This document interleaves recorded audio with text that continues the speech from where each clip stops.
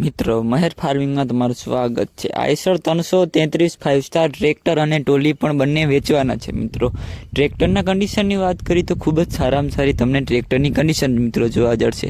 ગેરાલું બધું સારું છે। સીટ છત્રી પણ મિત્રો તમને ખૂબ જ સારામાં સારી જોવા જશે। કંપની કલર જોવા જશે।